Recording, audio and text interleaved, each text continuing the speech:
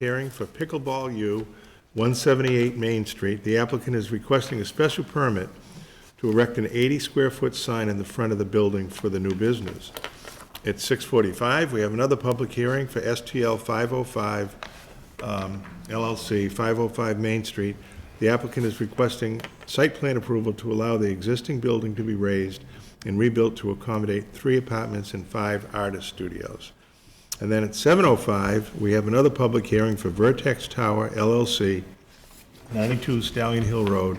The applicant is requesting a special permit and site plan approval and an average tree canopy waiver for the construction of wireless communication facility consisting of a 130-foot monopole-style tower with antennas and related equipment and improvements as shown on the plans that have been submitted. Following that, we'll have the town planner update, then old and new business, then adjournment. So it's not 6:35 yet. Shane, do you want to start with your town planner update? I don't have a lot for you. I can let you know that your next meeting dates are January 9th. You'll have the continuation of the public hearing for 200 Haynes Street. We did get some new information from the applicant, and I sent that to the peer reviewer, and I will be getting that out to the board as well, probably right after the holiday with your new packet. Good. And then I expect that you will also continue the hearing for 505 this evening to January 9th as well. That should be our last meeting in this building, and then we should be moving back to our building. Everything's been repaired and seems to be working, so we'll be moving back over there. And then on January 23rd, I anticipate you will continue the hearing for Vertex to January 23rd at 6:35, and that will be across the street as well. I can give you a couple more quick updates. So Noble Travel unfortunately has not been able to open yet. However, they are, if all goes well, maybe opening the convenience store portion this weekend. The people that did the work for the driveway haven't done it correctly. It has to be ripped back up and repaved. You should hopefully see that being done tomorrow, if all goes well, with striping to happen on, tomorrow's Wednesday. So tomorrow and Thursday with striping of the parking lot to happen on Friday. Unfortunately, they don't have staff for the food establishments inside because they hired people back in the summer and then they weren't able to open. So they're in the process of, hiring and training.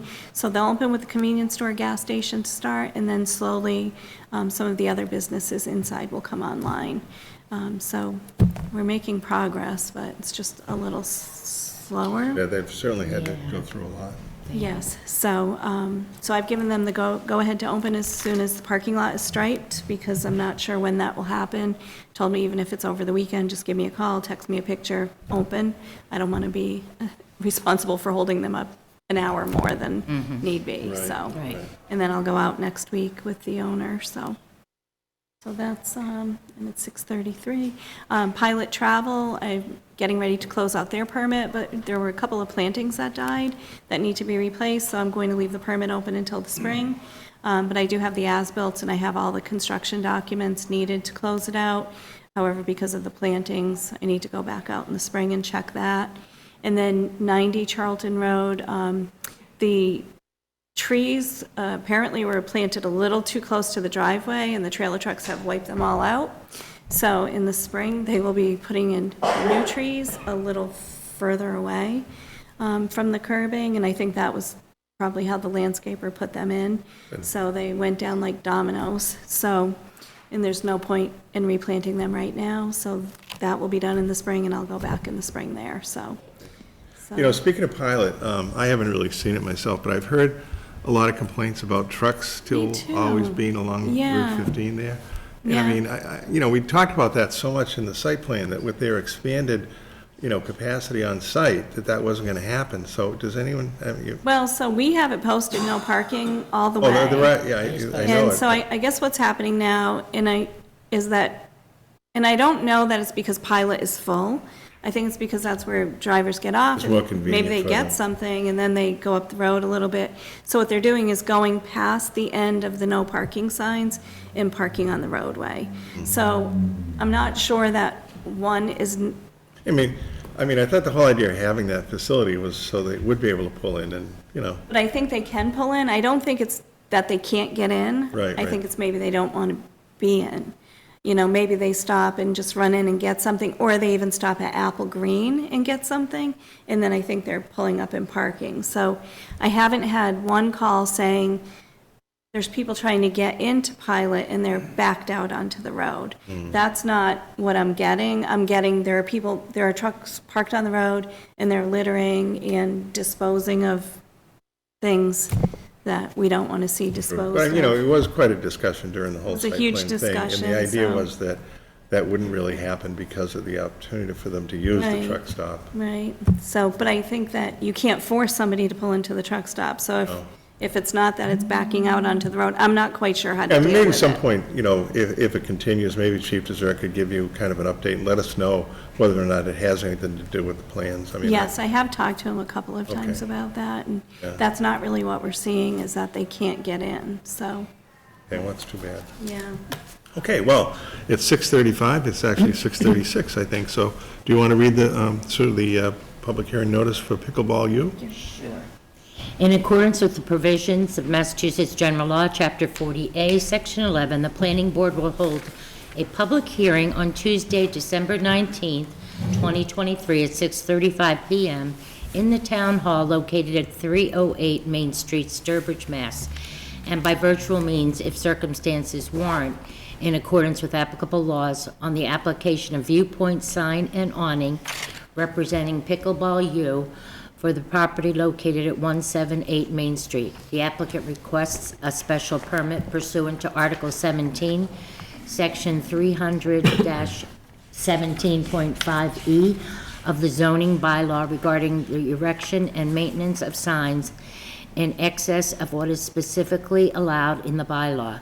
The applicant is proposing an 80-square-foot building sign where 30 square foot is allowed under the sign bylaw at 178 Main Street, Sturbridge, Mass., as shown on the plans and materials submitted.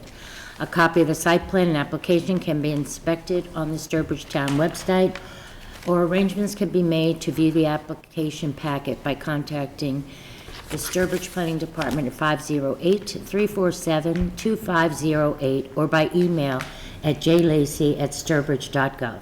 Very good, thank you. Gene, do you have anything you want to start with, or? Yes. So the board will recall you did one master special permit for the signage at the new portion of the plaza, the former J.C. Penney location. At that time, there were two storefronts that were unknown. One was AutoZone and the other was what will now be Pickleball U, which people are excited about. So the size of the sign proposed is 80 square feet.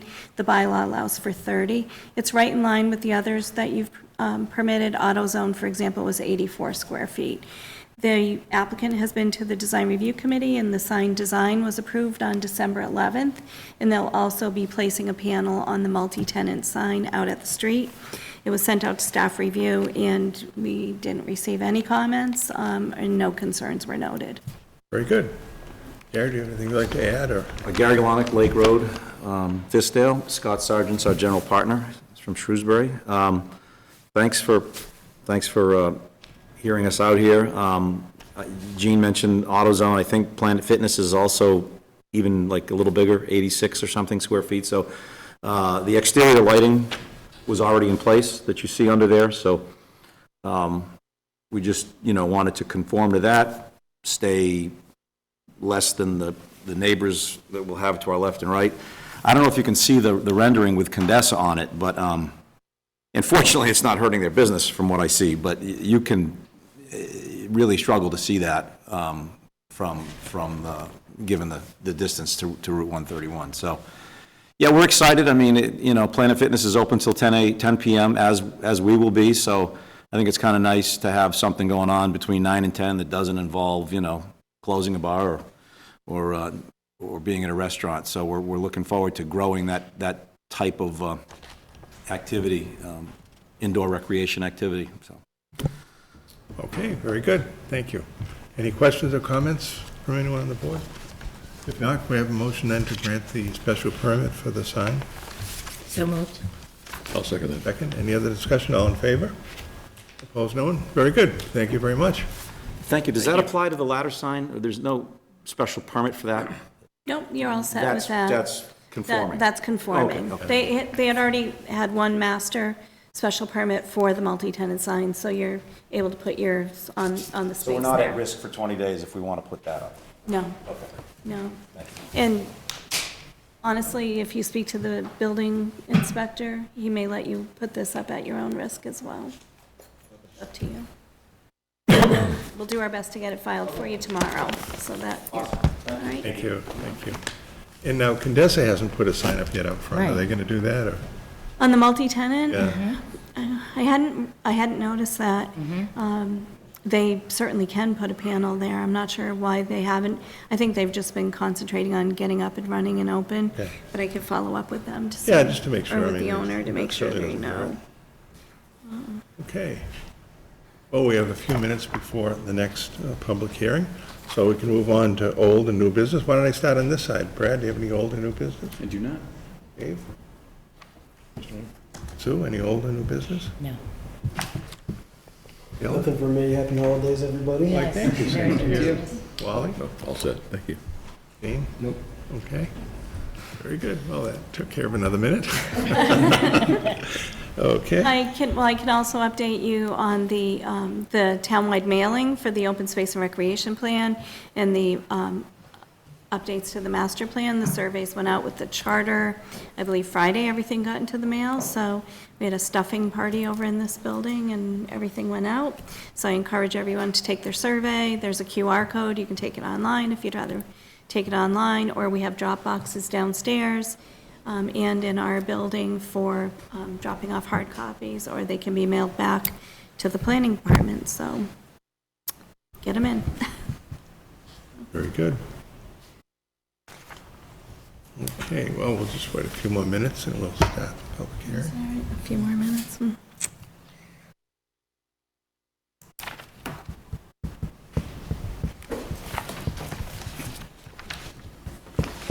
Is there an expected time that this pickleball place is planning to open? You're hoping for the middle of February. Okay.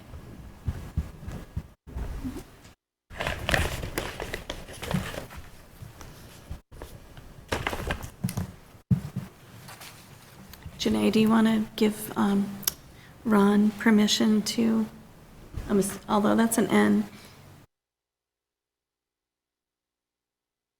I think it's Navy. maybe? Is that somebody from You're your, using somebody from else's Graves? computer. Could the person who's logged into the meeting remotely please identify yourself? My name is Ron Mendez from Graves Engineering. Okay. Hi, Ron. This is Jean. We're going to give you permission to share your screen with us now.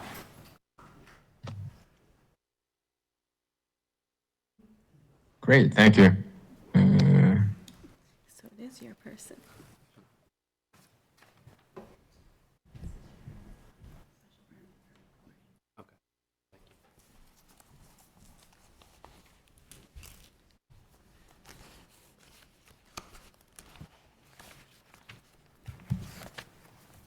Now, is this one you have to, is this a continuation, or is this is the start of this one, so we have to read the public notice? Yes, Yeah. yeah, this first night you're opening this hearing.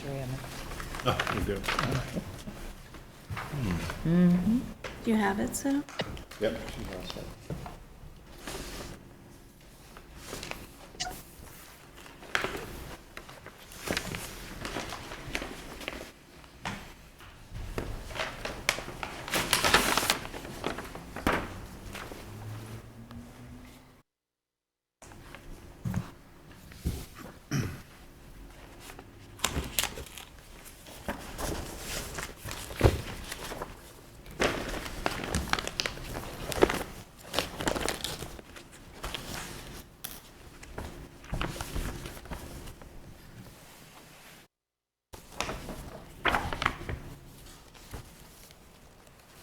Okay, we have 6:45, if you want to read the public hearing notice.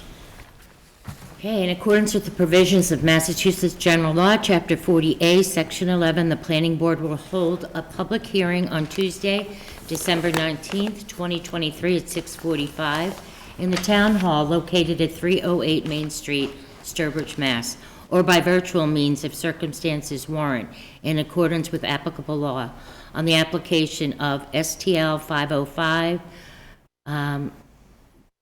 LLC for the property located at 505 Main Street. The applicant requests site plan approval as required by Article 19, Site Plan Review of the Sturbridge zoning bylaws, to raise the existing building and rebuild a new building in the same location. The proposal is to reconstruct the 3 existing residential units and to add 5 artist studios to the building, and to expand the pre-existing non-conforming parking lot and other site improvements at 505 Main Street, Sturbridge, Mass., as shown on the plans and materials submitted. A copy of the site plan and application can be inspected on the Sturbridge Town website. Arrangements can be made to view the application packet by contacting the Sturbridge Planning Department at 508-347-2508 or by email at jlacy@sturbridge.gov. Very good, thank you very much. Jean, do you have an introduction you'd like to? Yes.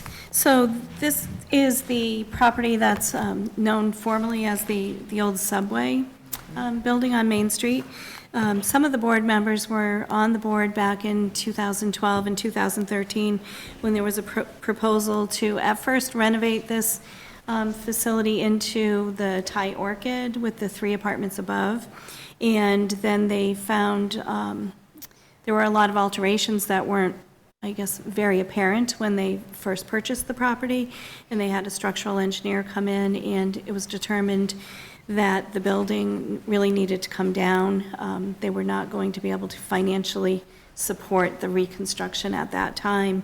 So at that time, the applicant went to the Historic Commission under the demo delay bylaw and received a finding of not preferably preserved, and at that time reapplied to the Zoning Board of Appeals and the Planning Board to tear down and rebuild. And those approvals were granted, and for personal reasons that never went forward, so the building's been sitting vacant and for sale for quite some time now. This is the second time that NBM has actually looked at this property, and this time they've decided to go forward with application. They have been approved by the Zoning Board of Appeals for the special permit to tear down and rebuild. I did discuss the finding of not preferably preserved with the Historical Commission, and those do not expire, so that's still in place. And they have made application to the Conservation Commission and started that process, and that hearing has been continued to January 4th, I believe. And so we have sent this out for staff review. So far, no major concerns were noted. I noted an area of non-compliance, I believe, with the landscaping, screening, and buffer section of the bylaw, and Mr. Menendez was going to be looking at that for some updates. We still need to review the stormwater plan through conservation as well. And then I'm not sure if the parking lot potentially could change a little bit with conservation or not. So I'd rather you not close the hearing this evening, but that you have the applicants make their presentation, ask any of your questions and any members of the public, and then continue it to January 9th. And at that time, we should know better where they stand with conservation. So I'd hate to have them have to reapply if something Right. changed. Oh, that sounds good. So- Very good. Okay, fine. Would you like to identify yourselves for the record? How you doing? I'm Matt St. Laurent. This is Nick St. Laurent. We're from STL 505. We're with our engineer, Ron Mendez from Graves Engineering. And as stated, we're requesting a site plan approval for 505 Main Street.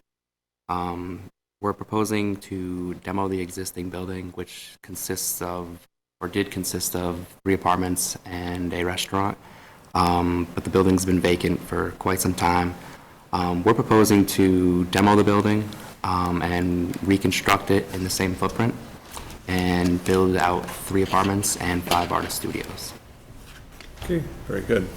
And we have Ron sharing his screen, so I think, Ron, you're all set to go with your presentation.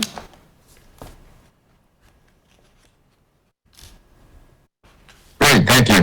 Good evening. My name is Ron Mendez from Graves Engineering. Yes, as part of the project, the applicant would like to reconfigure or reconstruct the existing property in a sense.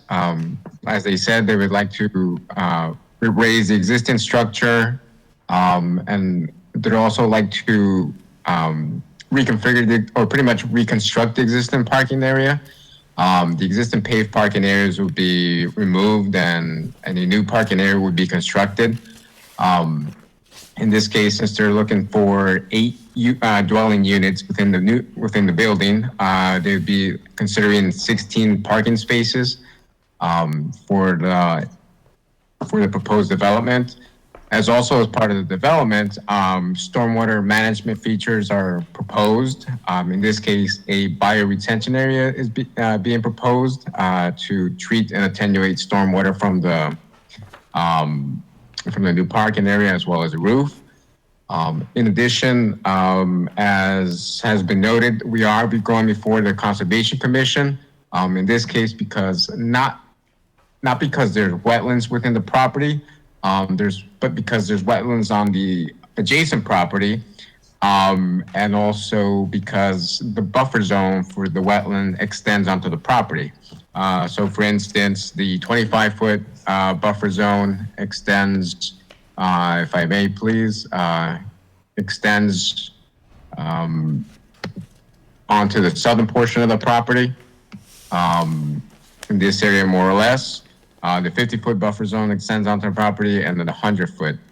Nevertheless, though, in the reconstruction of the new parking area, again, we're looking at a bigger building footprint with associated walkways and access, and again, the 16 parking spaces, some landscaping features, and again, the bioretention area, which would be at the rear of the property. And I guess that's pretty much it for the most part. Okay, very good, thank you. Dane, do you have any questions or comments? What's the lighting going to be like on this property? The lighting will be featured off the building. Okay. And the utilities that currently serve it, do they need to be increased in size because you're going to have more units? For the sewer and water, it's sufficient for what we're proposing. We're either going to use a tank system within the building for fire safety, or we're going to go into the street. So that may be a possible increase in services. Okay. And then for electric, is there going to be like a pad-mounted transformer somewhere, or how's that going to work? There won't be a transformer on site. We're going to get power right from across the street. And there will be a pole. Most likely, we're working through the details with National Grid now, but we're on the north east corner of where the sidewalk is on Main Street. That's where the pole will most likely be. Okay, so there'll be a new pole with Yeah. a new pole-mounted transformer on it? Okay. When I was looking at the application, I noticed that the owner of this property is named Jenny, and I don't think either of you introduced yourselves as Jenny. That's But the current owner. when I was looking through the applicant, I didn't see any signature for an We authorization. do have that in the on office, file? yep. Okay, We have the authorization in the office. It Awesome. came in separate from this. awesome. That's So, great, thank yeah, you. You're welcome. Yeah, we had talked about that existing conditions plan, which is, but then, so Ron, when I was looking at the bioretention drainage area, can you talk to me a little bit about how those two 10-inch pipes work? They look like they're like overflow drains, but in looking at the inverts, it looks like they are like above the bottom, and I didn't see them shown in the detail, so I wasn't sure. Do they just protrude through the sidewall, and is there an outlet control structure, or is just the two 10-inch openings, is that the orifice? Sure. In this case, there is no outlet control structure. I guess per our review or analysis or design of this system, it didn't require one. So the pipes would be above the bottom of the bioretention area. So for instance, if I may please, we are showing a bottom of about 584 feet, and the inverts or the entrances to those pipes would be at 584.3. So it would protrude through the side of it, and then on the other side as the exit, that'd be 584. So a slight change in elevation. As for a detail, the corresponding construction detail would be on, sheet 502 in this particular area. It doesn't show the pipe, but again, that's really the idea behind it. Yeah, actually, do you mind zooming in on that detail a little bit while you're looking at it there? Sure, of course.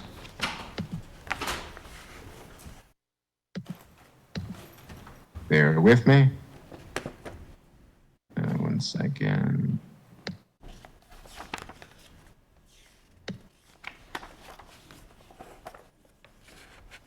So the top of that check dam is 585 on this plan, which graphically is lower than the overflow, and I guess numerically would be higher than those pipes that are outletting. So is 585 the intended height of that sediment forebay, or Yes. is it just not graphically shown above the outflow? Yes, that's correct. It's not shown to scale, but that is indeed the intent there, So, as it's sediment forebay serving for that. right, so now, any water that flows into that sediment forebay would need to overtop 585 to get into the balance of the pond? Yes. Well, it seems to be a filtering dam. Is it supposed to filter through? I don't believe the water filters through the dam, I believe it overtops it.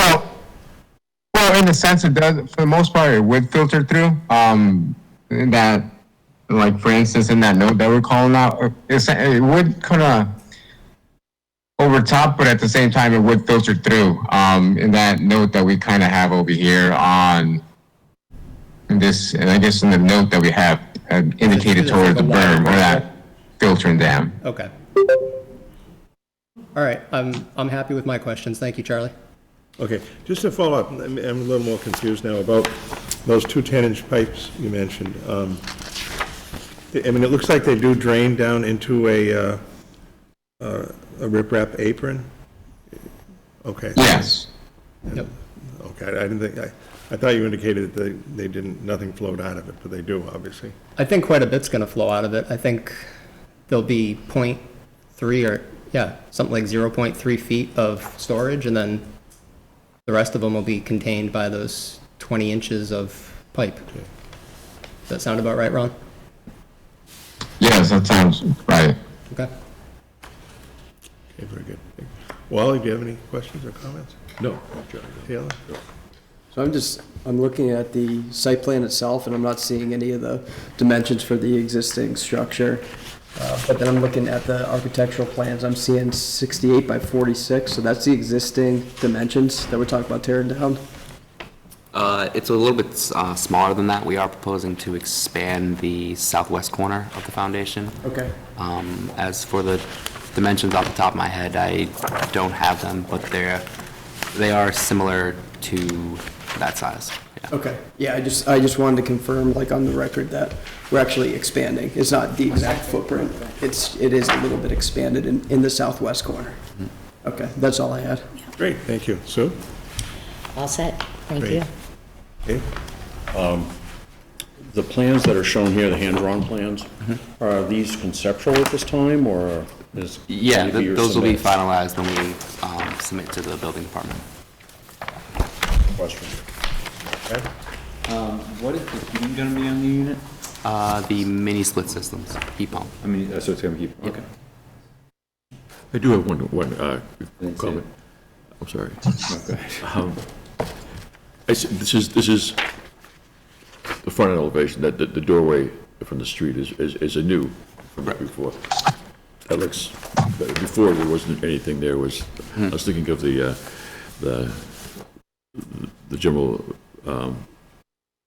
building design itself, and that makes it look somewhat better. On the side, I believe it's on the south elevation, the stairways there, these are all fire escape typical? Yes. Yeah, I believe there's on another elevation as well. Just mostly on the south elevation. That's the only side that they have the stairs, or on the east elevation too as well. There is some on the east elevation. And those are the same, right? Yes. So a total of eight apartments, 5 of which are studios, 3 of which are just plain apartments. Yes. And they're all accessible from inside, and then the fire escapes on the outside then. Yes. Okay. And the fire escapes are wooden fire escapes? Correct. All right, that's all the questions I have. Thank you. This is a public hearing. Does anyone have any comments from the public? If you do, come up and identify yourself. Comments there? Okay. If not, I guess, now the discussion you had before about connection and location of the electric service, that will all be added to this for our final site plan review? Right. Okay, great. Okay, so then have a motion then to continue this hearing until January 9th at 6:35, is it, Jean? No, sorry, it's January 9th at 6:50 6:50. in this building. Okay, Because you have the solar first. Okay, great. So, we have a motion, please? So moved. Second minute? All in favor? Very good. Thank you very much. Thank you. Thank you. Have a good holiday. Good night. Yes, Merry Christmas. Janae, Dave Maxon remoted in, so Fran's going to need to connect to GoToMeeting. And you let Fran share his screen.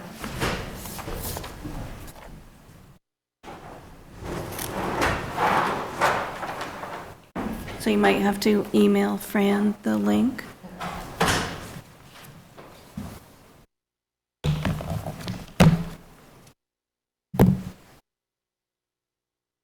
You have to give us just a minute to get set up. Yeah, we've got a minute or two before we can read the opening anyway. Yeah, but Fran, what you'll have to do, because David remoted in, so you'll have to join the GoToMeeting, and we'll let you share your screen. Got it.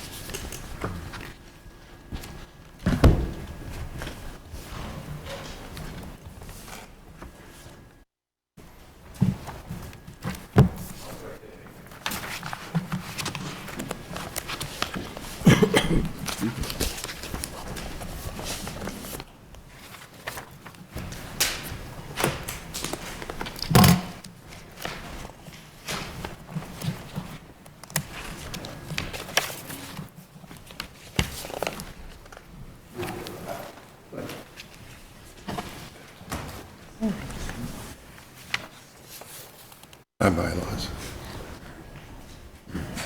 Yeah.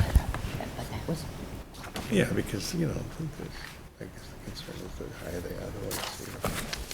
I mean, this certainly works for 130. They have no-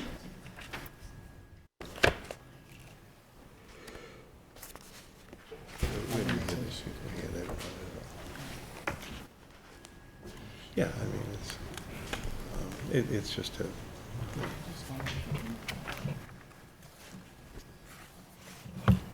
well, it probably would, but I mean, we haven't come with any that can't adhere to that, so I think it's probably all right. Okay, I think we have just about, We need another minute to get everything well, connected. we'll read the, Yeah, you can announcement, read the sure. legal notice while. so it is 7:35, so if you want to read the announcement, great. In accordance with the provisions of Massachusetts General Law, Chapter 40A, Section 11, the Planning Board will hold a public hearing on Tuesday, December 19th, 2023, at 7:05 p.m.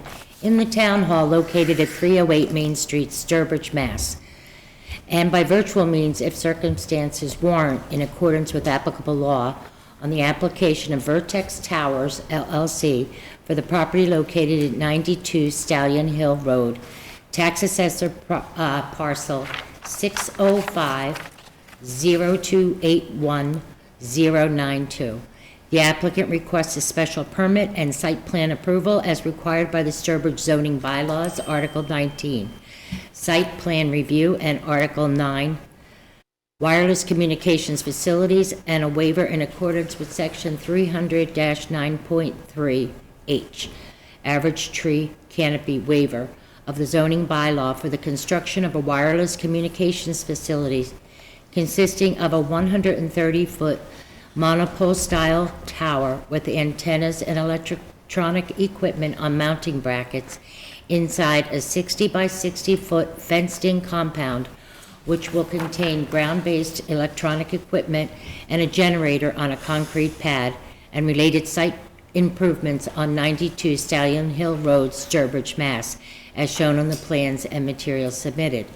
Additionally, the applicant will conduct a visibility demonstration to illustrate the location and height of the proposed facility by means of a balloon raised at the proposed location to a height of 130 feet.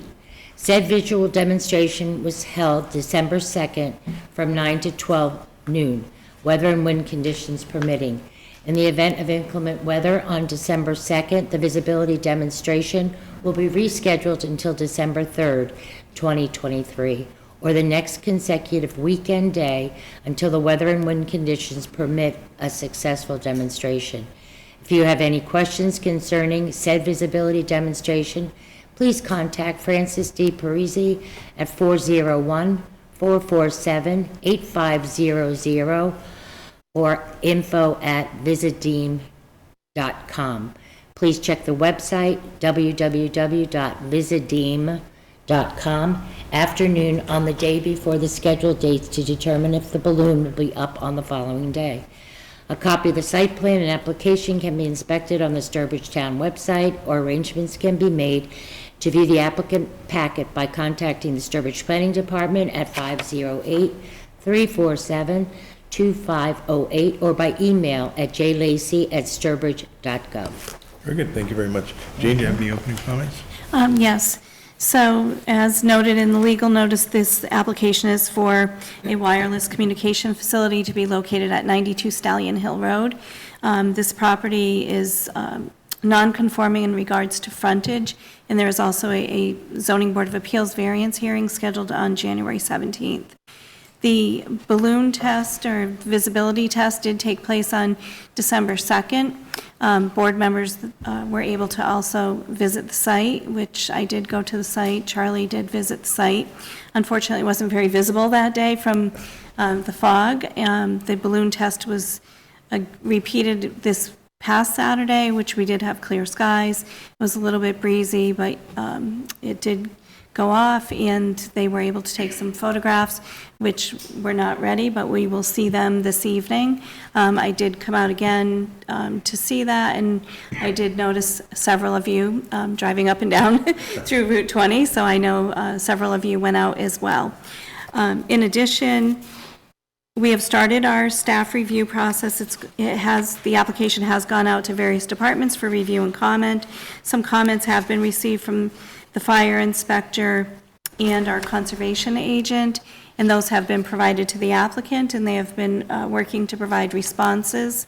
And a set of documents were provided to the fire inspector just this week with some specifications, and so I'm awaiting her review again on that. I have also provided for you some guidance from John Eichman from KP Law. I know many of you have not sat through a telecommunications application hearing, so I thought it would be helpful that you have this. Talks about some of the things that you can't consider, such as the health effects of towers. Also gives you, in addition to our own bylaw standards, the federal standards that you need to consider, or that you will be considering as you go through this review process. I guess finally, before I turn it over to the applicant, I did receive quotes for peer review, and Isotrope Wireless has provided the quote. It's in your packet. The fee has been agreed to be paid by the applicant, and actually David remoted in this evening so he could hear the proceedings. So we will be using David Maxon for the peer review, and he will be providing a review of the application, report to the board. And with that, turn it over to the applicant. Oh, and maybe, sorry, one last thing. Again, as with the previous hearing, I would recommend that you allow the applicant to make their presentation, and because they still need the variance for the frontage, I would recommend that you ask your questions, any questions from the public, and then I'm recommending that we continue the hearing to January 23rd at 6:35 p.m. At the, I'm saying center office building. I think it's a small enough crowd that we can still use the center office building, if that's okay with the board. Very good. Okay. That sounds good. So we'll do it at the center office building, because I'm not sure I have this room Oh, that- for that night. Okay, very good. All right? Like to identify yourself? Good evening, my name is Francis Parisi, P-A-R-I-S-I, representing the applicant Vertex Towers. As was read and was reiterated by Gene, we're here tonight seeking a special permit and site plan review, and also a waiver under your telecommunications ordinance for a wireless telecommunications facility. As Gene mentioned, we also are in front of the zoning board for a, because the lot is a prior existing non-conforming lot with insufficient frontage.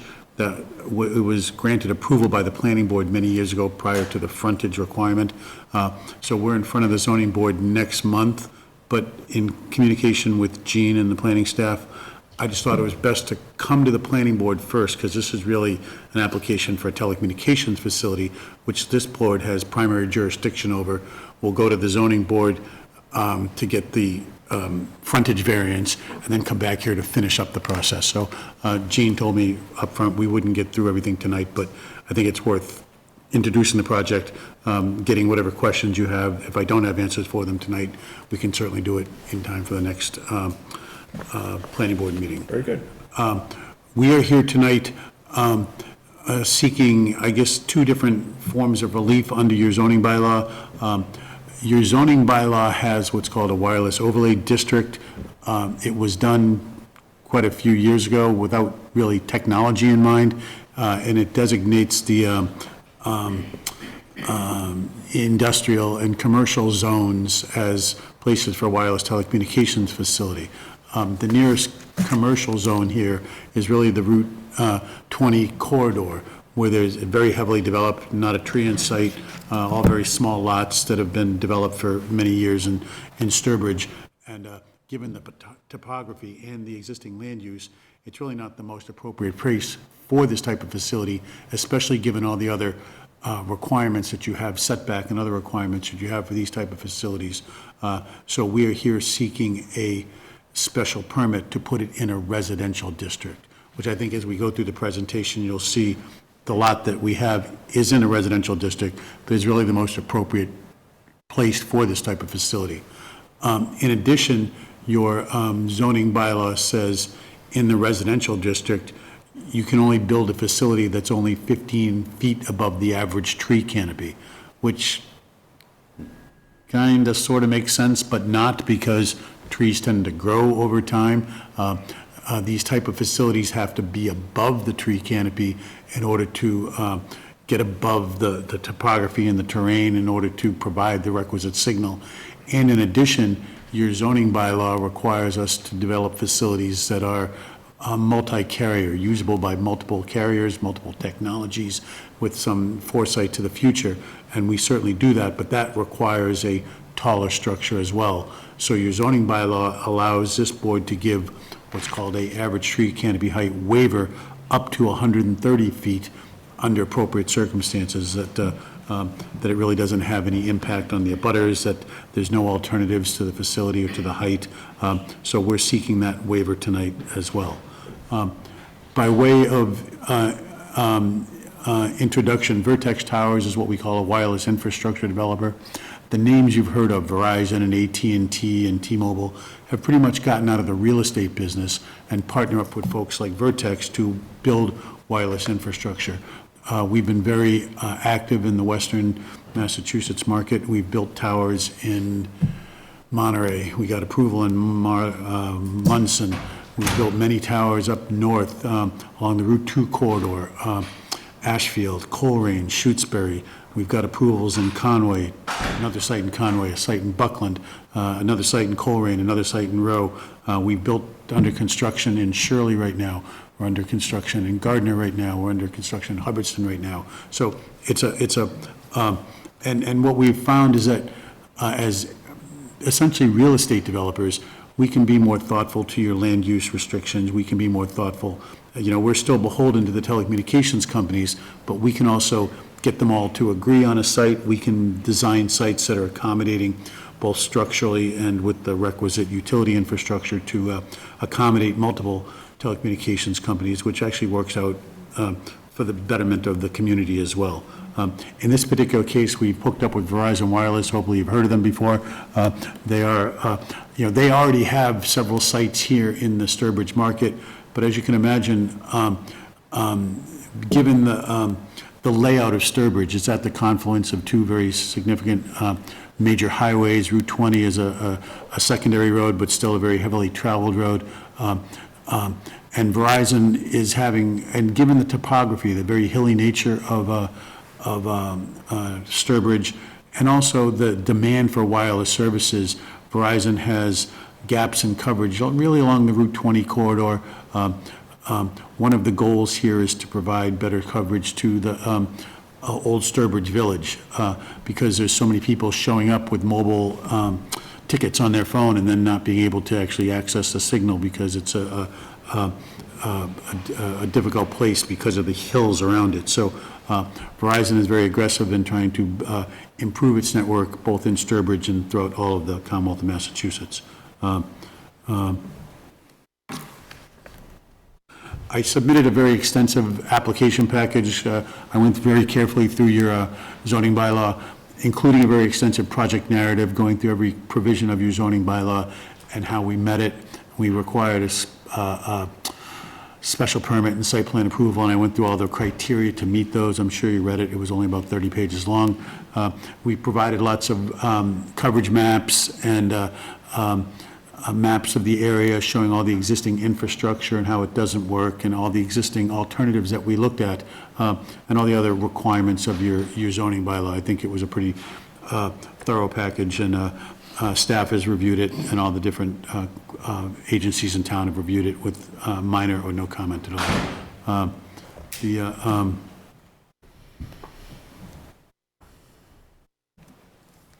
I don't know that I need to sell wireless telecommunications. I know there's several similar facilities already in town. Things are actually getting worse instead of better in the telecommunications world. I don't know if you know, have you read about it? We're talking about 5G, the fifth generation of telecommunications technology. And as we deploy that in areas like Sturbridge, companies like Verizon are actually reducing their ability to produce 3G, the third generation. So places that we had coverage a year ago no longer are covered because 3G was a technology that traveled farther with lower data speeds, and as our phones are more high data intense devices, we're finding that places that had coverage a year and two ago do not have coverage. Also in a place like Sturbridge, very high traffic areas, when the traffic backs up on the highway, places that used to get coverage no longer get coverage because of capacity issues in the network. The network has an inability to process that many calls, especially when there's a busy day at Sturbridge Village or a lot of traffic on Route 20, like going toward Brimfield or things like that. So, and then we all know this. People are using their phones as primary source of telecommunications. They're cutting the cord. Over the last several years, more and more people are working and trying to educate from home. And 80% of 911 calls are made by mobile networks. So we just need a better and more reliable coverage throughout Sturbridge and, quite frankly, throughout the entire Commonwealth. Really, the coverage objective here is Route 20, Holland Road, Brookfield Road, Old Sturbridge Village, and the areas surrounding it. It's there are areas that have some degree of coverage already from the existing infrastructure. Verizon has antennas up, right along the Mass Pike, north of where we are now. They also have, there's a state police tower right at the intersection of Route 84 and 20 that Verizon's on. They also have some facilities in Brimfield that service parts of Sturbridge, but the downtown area here, not where we are now, but on the other side of the highway, along that Route 20 corridor. And you can kind of see by the map that Route 20 corridor is kind of a gap because of the topography. It's the hill that we're going on, the Stallion Hill Road, is a topographical impediment from other facilities as well. And like I said, sites along the Mass Pike and along Route 84 are overloaded with existing traffic. The Stallion Hill, really, we've done a lot of work here. We've looked around a lot of different properties in the area. The Stallion Hill property that we've located on is 22 acres. There's an existing residential facility, but it's still 22 acres. The facility is, the existing residential house is very close to the road, and there's still ample lots behind it. The two most abutting lots are town-owned lots, what are deed restricted for conservation purposes. There's another very large lot that has conservation restrictions on it. So it's an area that is not residentially developed and will probably unlikely be residentially developed given all the deed restrictions. But it's still close enough to the Route 20 corridor to provide great coverage to the traffic along there. And this is just a topographical map, and you can see that along the Route 20 corridor, you're in kind of a river valley, and the signal gets blocked from all the other area sites, the state police, and up on the Mass Pike. This area here is where cell towers are encouraged. It's your overlay district, but as you can see, it doesn't really make sense. There's no lots of size. There's no lots that meet the setback requirement that you impose. And also, it's in that river valley that we just talked about. So we're just off the permitted zone, but in an area that's probably more conducive to putting this type of facility, given the setbacks that we can have, given the extensive vegetative buffer. We looked at several other properties around the area and either ruled them out because of inavailability or conservation restrictions, or just not in the right area to provide the requisite telecommunications signal. The lot itself, like I said, is 22 acres. It has frontage on Stallion Hill Road, but it goes back very substantially, several thousand feet back off of Stallion Hill Road, and the facility itself will be tucked in very well off of Stallion Hill Road, taking advantage of the very dense vegetative buffer. Really what we've done is pick kind of the plateau for those of us lucky enough to do on the site visit. It's a relatively steep hill, but what we were able to do is locate a relatively flat portion at the top that will allow us to put the facility in a very stable place. There's an existing driveway that comes off of Stallion Hill Road, and the owner has a couple of barn-type facilities.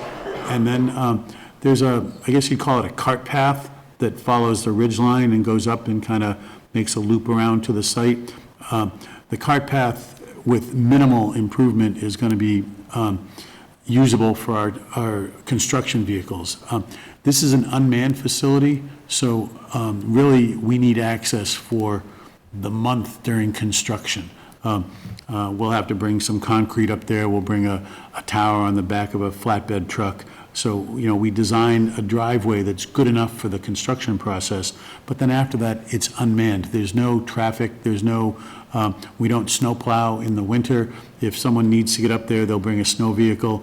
People tend to not to like to climb towers in the wintertime because it's cold. So, there will be no winter activity except for emergencies, and wireless technician crews are adept at going to remote places like this, even without snow plowing or anything like that. The facility itself is really quite simple. We build a 60 by 60 foot compound in the middle of the woods. It'll be fenced in with chain link fence and barbed wire, just to prevent unauthorized access. Inside the fence is different little small concrete pads that we build that are maybe 10 by 20 that different telecommunications companies, including Verizon, will put telecommunications equipment on.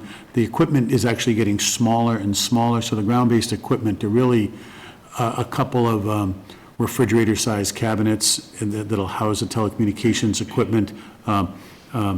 Verizon, in order to have backup power, will have a small generator that powers on once a week or so just to make sure that it's working. There'll also be backup batteries, so the generator is not a primary source of electricity. We'll bring an electrical service up the access driveway, which will be primary. There'll be backup batteries in case of a power failure. And then if there was an extended power failure, there'll be a generator on site to maintain consistent power for the facility. The tower itself is a monopole. I know we have several already here in town. It's a standard pole-type structure. All the cabling goes up through the middle of it, and at the top there are different mounting platforms in which Verizon Wireless and other telecommunications companies will attach their antennas. The tower itself is very specifically designed for the location. Once we get approval by the planning board and the zoning board, we'll go out and do some geotechnical analysis and figure out really what's under the soil. We're anticipating a little bit of ledge.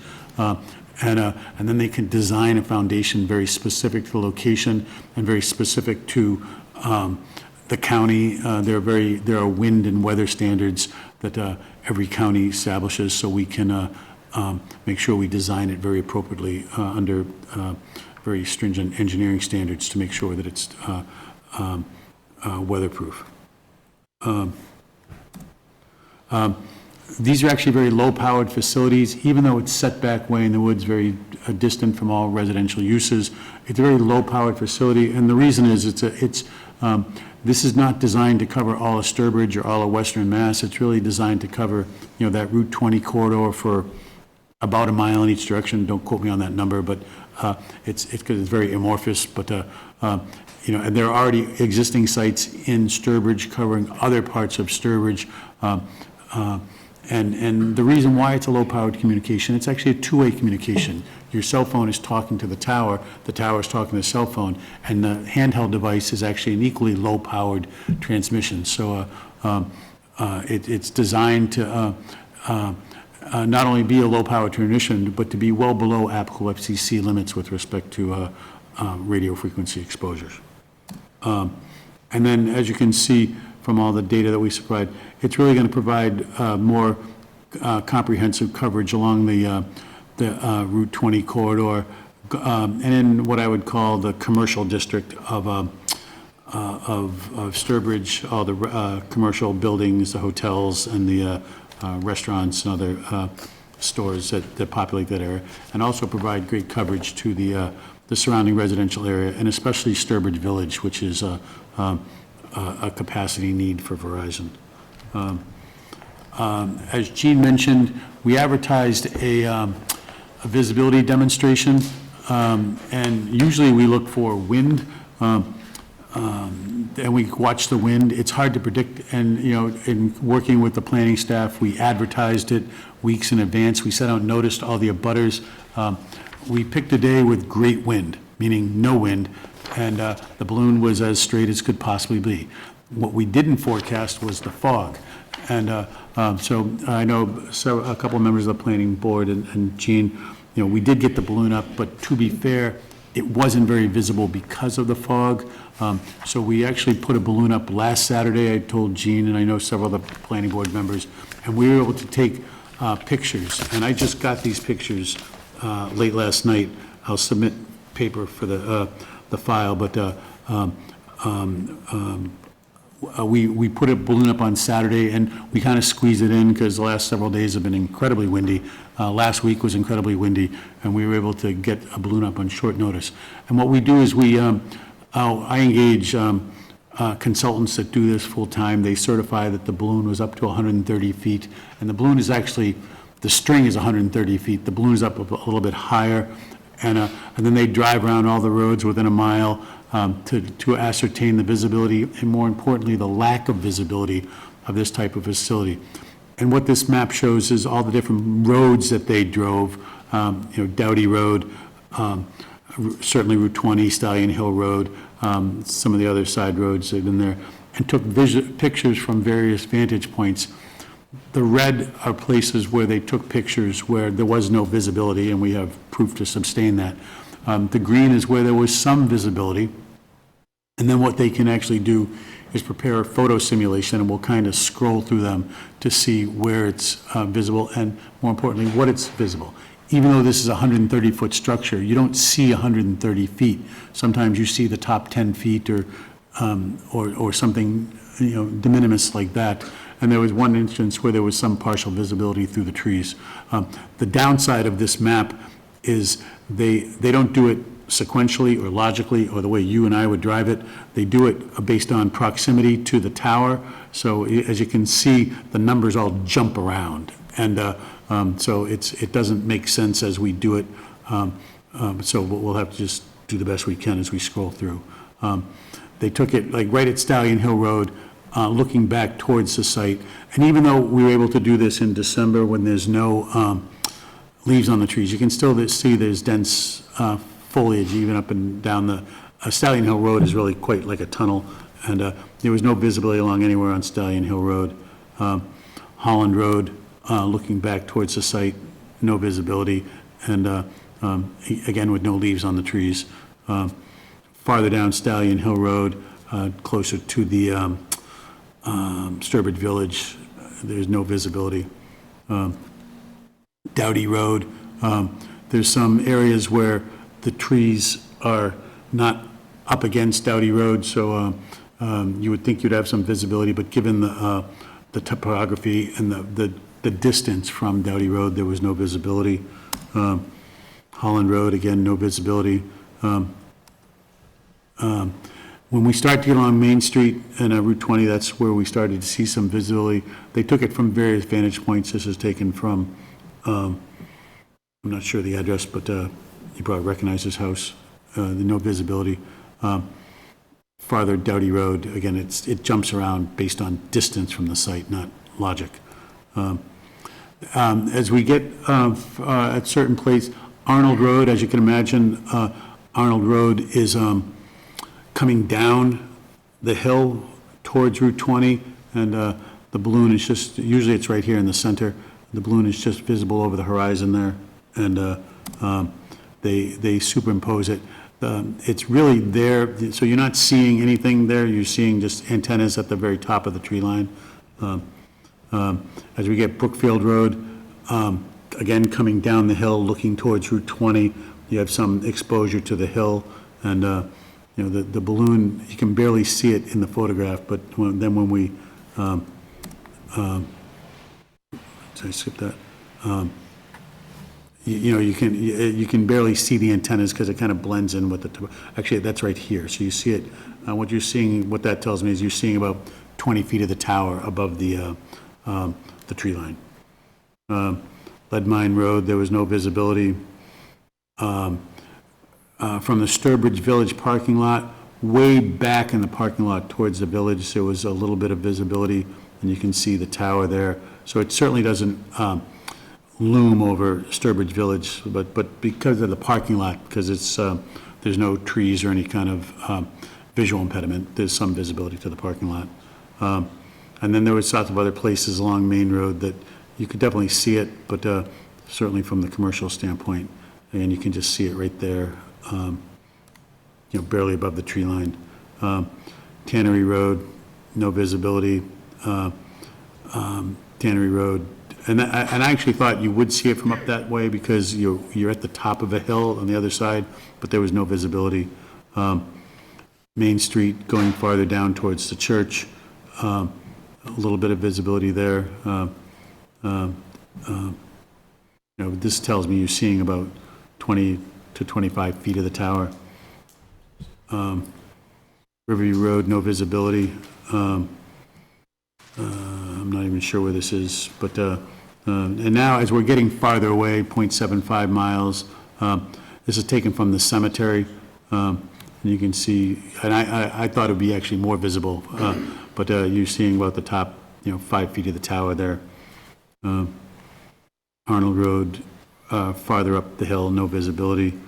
Brookfield Road, no visibility. Cricket Drive, again, way at the top of the hill. You're getting some visibility right there through the trees, but at this point, we're about 0.9 miles away, so quite a distance. It really does not have a significant impact. And Main Street, farther down towards, looking back, a little bit of visibility there. So, at Highland Road, again, on the other side of the hill, a little bit of visibility right there.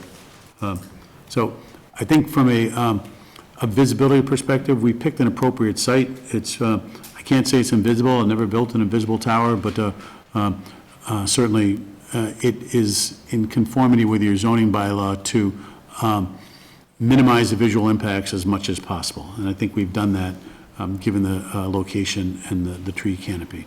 Like I said, we went through the entire zoning bylaw with the exception of the average tree canopy height waiver. We meet all the requirements, all the setback requirements, all the specific limitations. I gave all the data that the bylaw required to show the need for the facility and the lack of alternatives. As I said, this is in the residential zone, but given the fact that there's nothing in the non-residential zone, in the commercial area that would work, that would be less visible, and that would satisfy the coverage objective given the topography, we really think this is an appropriate use, notwithstanding the fact that it's in a residential zone. The average tree canopy waiver is something that this board can grant to show if there's no alternative locations, and I think we've certainly established that with all of the mapping that we've provided. The special permit criteria that this board needs to show is very general, that it's not detrimental to permitted uses in the zone, but given the setbacks and the lack of visibility, there's no hazardous or nuisance or danger to public health and safety. It's set way back. It's not creating any traffic or noise or odors. It's not going to impede any other development in the area because, quite frankly, there is going to be no other development in the area given the conservation restrictions of all the abutting land. I think we've designed a facility that is very cognizant of your zoning bylaw and compliant with all the requirements for the special permit. Similarly, there's kind of overlapping criteria that for site plan approval, that there's no impact on groundwater drainage or wetlands or parking or, any impact on the neighbors. And given the extensive setbacks, given the substantial vegetative buffer, there's certainly no impact on the abutting properties. And the last thing, I'm not sure if any of the board members have been involved in telecommunications siting before, but the federal government gets very involved in telecommunications infrastructure development. About 25 years ago, they adopted laws to encourage this type of technology. There's a very extensive set of federal regulations and a lot of federal case law that's interpreted it. It doesn't say that the town has to say yes. It just basically says you can't say no without sufficient reason. If we were much closer to residential properties or in a much more visible location, you could exercise your discretion to say no. But in this particular case, where there is no impact on neighbors, it's very minimally visible, there's no alternatives, the board has to look at things differently than in a normal planning Well, I think or that, zoning the board town situation. planning has given us that, guidance from town council as well. And So so, we certainly appreciate that. with at this point, I'm going to take a very deep breath and say, given that the need for the facility, given the lack of impact, the compliant nature of the project, we would ask that this board grant the special permit and site plan approval. I know we got to go to the zoning board for the frontage variance, and we'll be back next month. So at this point, I'd just like to take questions if there was Great. anything. Why don't we do specific. that? Thank you very much. We appreciate the good information you provided. You have quite a bit of detail here. So now, Dane, do you have any questions or comments? I got a question on the grading of the access drive. It looks like, towards the top, there's, some sort of drainage ditches on either side of the roadway, but then it kind of peters out, which just means all that channelized flow is gonna end up in the roadway and then washing out the roadway. This actually is a cart path that exists now. And so and there's a de minimis amount of impervious surface that we're creating. The compound itself is gravel. There'll be a couple of equipment pads, maybe the size of that table or a little bit bigger. So there's really not a increase in impervious surface, and the drainage is already working. And Is the roadway, the cart path, is it gonna be dirt? Is it gonna be gravel? Yeah, we'll add gravel to it, just to facilitate access. Like I said, we really have to build the driveway for construction. We'll have to get a truck up there, some concrete vehicles. After that, it's maintenance vehicles, a small pickup truck, maybe once a month, not that much in the winter. So I'm not upset about the traffic. I'm just thinking that after you take a cart path and you build it to a point where you can get a crane up a mountain, it's going to be compacted, it's going to be a lot wider, there isn't going to be as much undergrowth to slow down all the drainage that's working now. Adding gravel is a good start, but these plans didn't say that. I think that at the end of both of these drainage ditches, where they just kind of disappear, you're going to want some sort of hole in the ground, for lack of a better term. You got to slow that down. It's just going to wash out the rest of that road. It's not going to impact the public. It's all on private land, but it's going to become an erosion problem.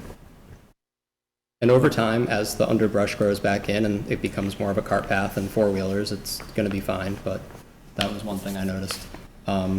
Aside from that, I don't have any comments on the location or otherwise. Okay, thank you very much. Wally? I'm all set, thank you. Bill? So just briefly, this might seem counterintuitive, but obviously in the tower building industry, lights are important for air operations.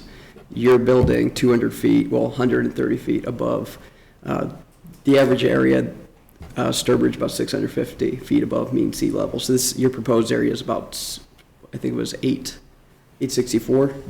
So you're 200 feet plus that, then another 130 feet. So that for sure would be a threat to any kind of air operations in the area if it wasn't illuminated. Something to consider. Obviously, it has nothing to do with our bylaws, but I would think it'd be something important, being that the area to the north and to the east directly around the lake areas is for sure a lot lower. It's about 600. So I'm going to tell you, we're very conscious about that because, quite frankly, people don't want the lights. Right. And we submitted a report that shows that the tower at this location, at this height, does not require FAA lighting. And it's a gross generalization, 200 feet above topography is generally the point where the FAA starts to consider lighting, and we stay below that, one, because we don't want to light it, and two, most people object to the lighting. We've built sites much closer to airports than this that don't even require lighting, because you have to look at the flight pattern of planes, and given that the lack of airports in this area, 130 feet, as we saw from the photographs, it's really just above the terrain from a distance, so it's going to be above the tree canopy. But, as you're coming in, there's another hill that's higher on the Mass Pike side, the north side, and there's other hills higher going towards Charlton. So, planes aren't coming in that low. So, but we're quite we don't want to create hazardous area navigation either, and we're quite confident that it will not be. And I think we already received the confirmation from the FAA. Yes, Well, on that. yeah. that it was Like not I said, required. consideration. I feel Yeah, like- no, I think they have consent. Yeah, that's a good point. Thank you.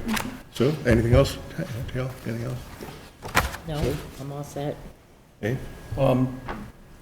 Just to respond to a point that you made regarding the 130-foot from the ground, which is what you're seeking as part of this permit, you made it sound like it's kind of a compromise, that if it was higher, maybe that would be more advantageous to this install? Is it, you were speaking about, the trees growing up to meet that height, or having an overall height of 130 based on the terrain up, I guess, that if it, would it perform better, I guess this is the question, if it was, say, 150 feet? I will tell you, when I first talked to Jean, I said I'm coming in with a 150-foot tower. And she said, Nope. good luck. And because that would have required a height variance. And I said, I get height variances every day, because some towns just say 100 feet, or some towns say 10 feet above tree canopy, which just doesn't work technically. Because that would presuppose a flat world. And if you're 10 feet above tree canopy on the side of a hill, or with another hill over here, it just doesn't work. But when I went back to our radio frequency engineers and said, we're going to really have to justify 150 feet, they said, because I said I can get 130 feet at a lower threshold, a waiver as opposed to a variance, they said, fine, we'll take 130 feet. So there is a compromise there. 150 feet, especially from some of those, is going to be a little bit more visible. And that's kind of what we do and I do as kind of the middleman here. We work with the radio frequency engineers, I work with the civil engineers, we work with real estate specialists, we work with the town and the zoning bylaw, and to try to find the most appropriate location. But I'll tell you, the radio frequency engineers want it higher. Right. And I think, the information you provided on the suitability of the site really proves that. So we appreciate the idea that you can get it to 130. Anything else, Dave? That should be. Anything else, Ed? Okay, this is a public hearing. Would anyone like to make a comment? You just identify yourself and up to the microphone, please. I'd like to make a comment. Thank you. Yep, that microphone would be great. Can I have your name? Yeah, my name is Russell E. Kelcourse. I'm a real estate broker in the state of Massachusetts. And several years ago, I sold the Barrett Farm on Doughty Road to Peter O'Connell. And I'm here this evening representing Mr. O'Connell in opposition to the cell tower. We feel as though it's going to delineate the value of his property. It's 222 acres on Doughty Road. I'm sure you're all familiar with it. And I personally feel as though there's maybe some better locations in the area for a cell tower than this location. Okay. And I believe it will, there's no question, it'll delineate the value of Mr. O'Connell's property. Thank you. Thank you very much. Thank you. Yes.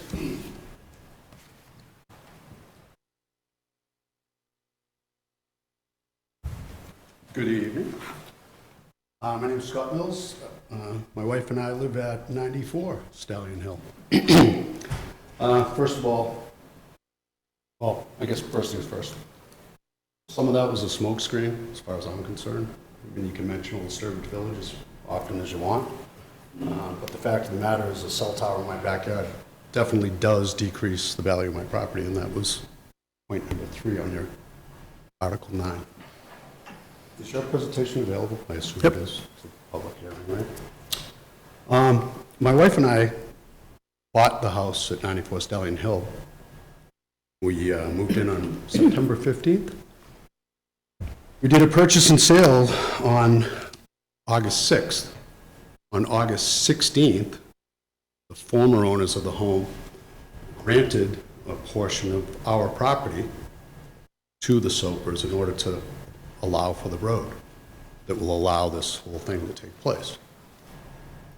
So that was done after we signed a purchase and sale. So in our opinion, they gave our property to the Sopers in order to make this project happen.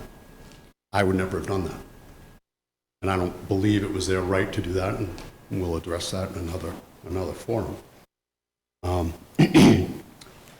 know it's not in your purview to deal with the possible negative health effects, but the fact of the matter is EMFs definitely have a negative health. You talked about RF, but EMFs definitively do.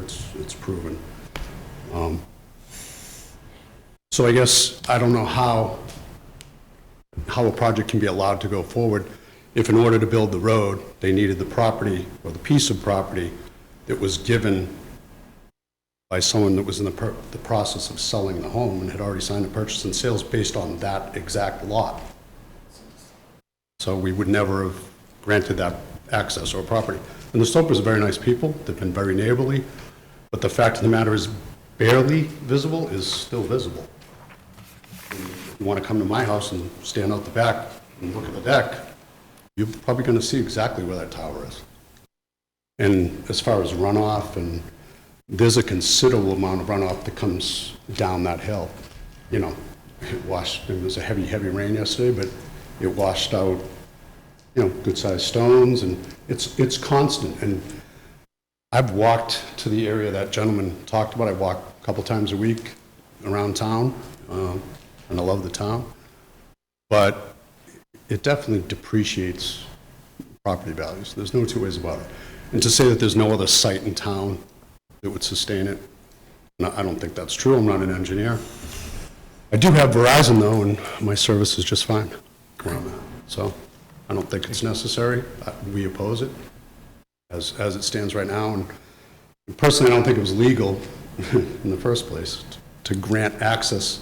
They need that frontage, or they need that piece of property that they essentially took from us without our permission to build this road. Sounds like you guys were already working together before this all happened, but... Well, I think, I don't know what you mean by that. In other words, we do have... No, We the do have to... bylaw says 130, I was advising what the bylaw said.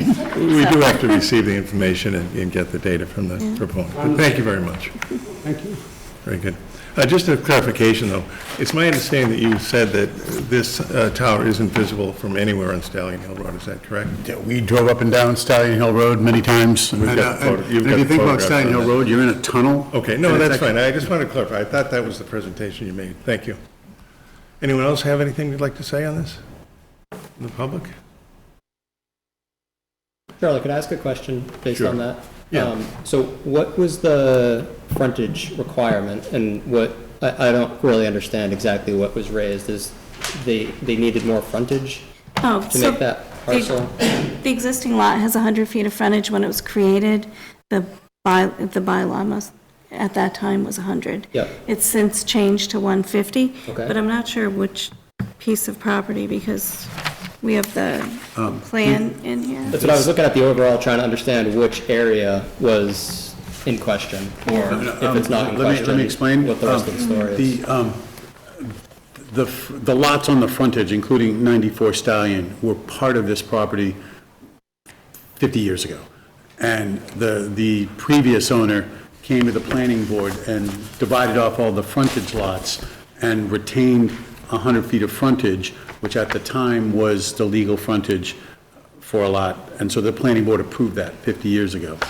Unfortunately, when they, the 50 years ago, the gentleman had designs to put a subdivision back on this hill. And so it said on the, so he kept the frontage, but he wrote on the plan, proposed road. And there's, when our surveyors went out there, even though the land is part of the subject property, this proposed road was still there, even though it had never been presented to or approved by the planning board. So to clarify that there was no road there and that the 92 Stallion had that access to Stallion Hill Road. We entered into agreements, not we, the landowner entered into agreements to clarify that the property lines are the property lines. It didn't take property, it didn't change anything, it just confirmed that the property lines that were created by the subdivision 50 years ago were the property lines. So it didn't change anything. But however, since that happened 50 years ago, the town increased the zoning to 150 feet. This house has been there with that. A year ago, the owner put an addition on the house, and because it was an addition, they went to the zoning board and got approval to put an addition on the house, even though they'd had a non-conforming driveway. And now, because we are expanding the use, putting a new use on the property in conjunction, and I spoke to town council, I spoke to the planning staff who spoke to town council, that requires a variance. We're confident that the zoning board will grant the variance because we're not changing the layout of the driveway. We're not doing any construction anywhere near Stallion Hill Road because there's an existing driveway already there. Okay. Thank you. Very good. Any other questions from the board? If not, can we have a motion then to continue the hearing to 23rd at 6:35? Make a motion to continue the hearing. Second? Any other discussion? All in favor? Opposed, no one? Very good. Thank you all. Thank you very much. Okay, let's see, we've already gone through old and new business. Have we? No, I guess we didn't go through. Yeah, we did. Yeah, we Already, did, we did that, so we're all set. So I guess the next thing would just be a motion to adjourn. Can I ask a question? Why, certainly. It's nothing to do with any special permits.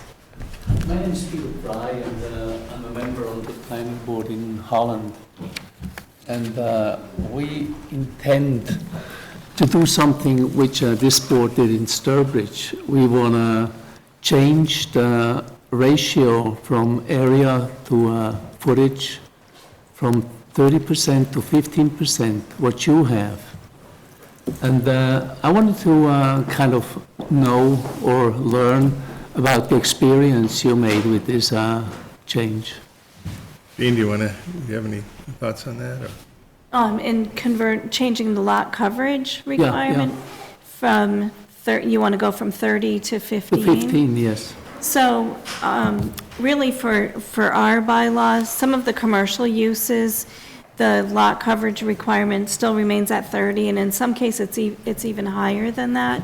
But in our residential, we found that 15% is appropriate and sometimes even challenging. We have some very small lots around the lakes and things.